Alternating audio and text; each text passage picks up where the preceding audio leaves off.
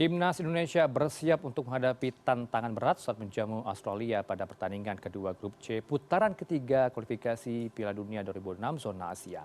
Laga ini akan berlangsung di Stadion Utama Gelora Bung Karno, Senen, Jakarta nanti malam pukul 7. Indonesia menuju panggung Piala Dunia kita bahas pada sore ini.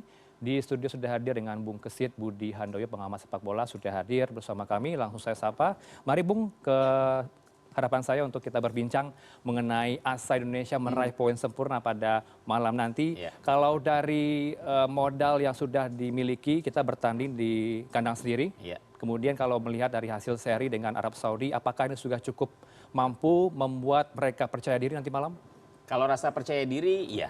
Artinya dengan keberhasilan Indonesia, saya katakan keberhasilan ya, karena kita tahu bagaimana kualitas Arab Saudi. Mereka tampil di kandang, pengalamannya juga lebih bagus daripada Indonesia. Kemudian Indonesia bisa menahan imbang. Saya pikir itu menjadi sebuah modal yang sangat berharga untuk menghadapi Australia yang notabene peringkatnya memang lebih bagus dibandingkan dengan Saudi Arabia. Dengan hasil imbang itu, rasa percaya diri para pemain pasti akan lebih tinggi.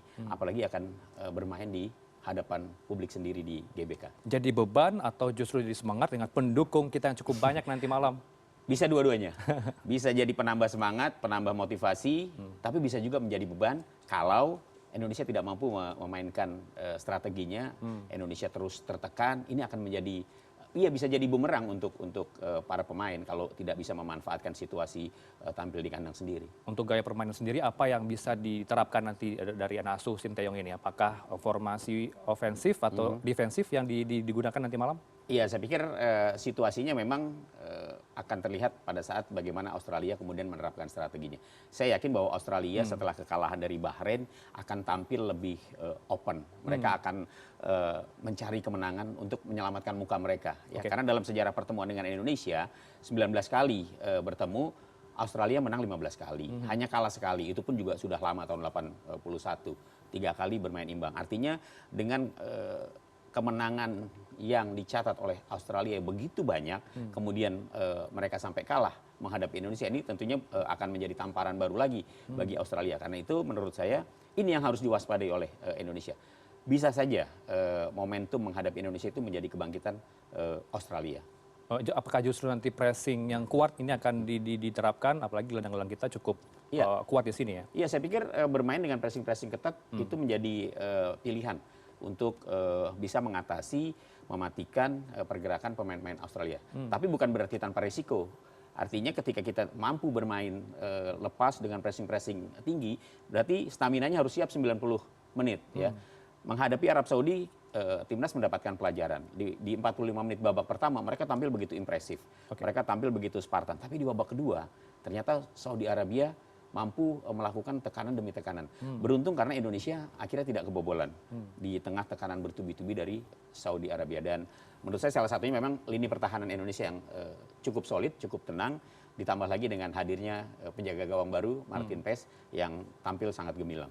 Oke, sebelum ke formasi, sebelum itu saya mau juga ulik lebih dalam, apakah nanti juga kesulitan di babak kedua? Kalau kita melihat dari Arab Saudi kemarin, sempat terjadi pergantian pemain. Mungkin saja, tergantung situasinya. Kalau misalnya Indonesia menghadapi tekanan bertubi-tubi, yang dikhawatirkan adalah para pemain diaspora Indonesia ini tidak mampu untuk tampil penuh 90 menit ya.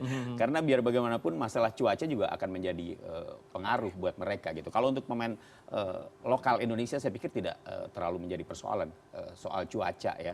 Cuma pengalaman aja dan ketenangan diri aja mungkin yang membedakan antara pemain naturalisasi dengan pemain lokal. Oke, langsung kita bedah dalam formasi berikut prediksi yang kami himpun dari berbagai sumber.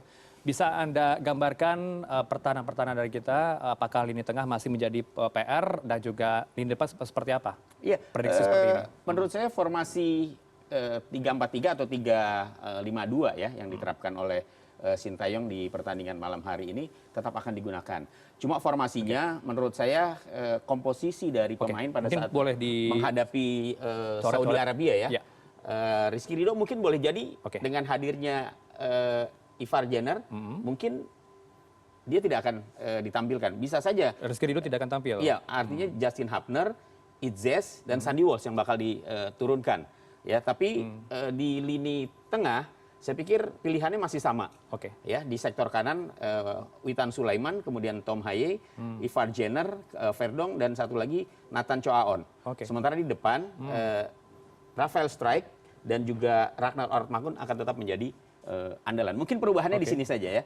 Justin Hubner tetap akan di lini belakang. Iya, gitu karena ya. dia sudah lepas dari hukuman ya untuk meminimalisir Sempat resiko. absen di Arab Saudi ya, Pak? Iya, dia sekarang sudah bisa main. Oke. Ya bukan tidak mungkin, ini Sintayong kan kadang-kadang suka membuat kejutan nih. Baik. Ya, dia lepas Rizky Ridho, bisa saja kemudian 3 lini pertahanan, Hubner, Itzes, dan Sandy Walsh. Oke. Kemudian apa yang bisa Anda gambarkan kembali di lini tengah ini karena masih menjadi Iya. PR bagi kita? Saya pikir ini akan tetap ya, Witan akan bermain di sini, kemudian Verdonk tetap, Ivar Jenner, Tom Haye, kemudian ada Nathan. Ya. Nathan akan masuk tengah, sementara Struijk dan Ortmagun akan tetap berada di depan. Baik, kita lihat juga pertahanan dan juga formasi dari Australia Iya. berikut ini, Bung. Ya, Kusit. Australia Yengi dipastikan absen. Ya. Oke, maaf. Oke. Yengi dipastikan absen, ya, karena dia kemarin mendapatkan kartu merah pada saat menghadapi Bahrain. Kemungkinan dia akan posisinya bisa saja digantikan oleh salah satu pemain muda Australia, ya, Iran Kunda, yang diharapkan akan bisa menjadi pengganti dari posisi yang ditinggalkan oleh Husni Yengi. Kemudian kalau di tengah saya pikir ini masih sama ya, mungkin Boyle akan tampil lebih ke depan, kemudian Irfan tetap, O'Neil, Metcalf, Circati akan tetap menjadi andalan, Shouter yang kemarin melakukan bunuh diri juga saya pikir masih akan menjadi pilihan utama dari Graham Arnold, Rawls juga, termasuk juga Behi. Jadi saya pikir hanya di sisi depan saja Australia akan melakukan pergantian karena Yengi tidak bisa tampil. Kemudian juga Australia ini dikenal dengan taktik permainan yang cukup ofensif. Iya. Apakah ini juga menjadi tantangan sendiri bagi timnas Garuda nanti malam? Betul, jadi saya pikir Australia punya pengalaman bagus ya. Terakhir mereka mengalahkan Indonesia dengan skor 4-0 di Piala Asia. Artinya mereka sudah tahu betul, karena pemain-pemainnya masih sama. Waktu itu Boyle menciptakan gol, kemudian Goodwin juga menciptakan gol, Harry Shouter juga menciptakan gol, kemudian 1 gol waktu itu bunuh diri dari Elkan Beget. Ya, jadi mereka sudah tahu betul bagaimana kemudian melakukan penyerangan terhadap lini pertahanan Indonesia.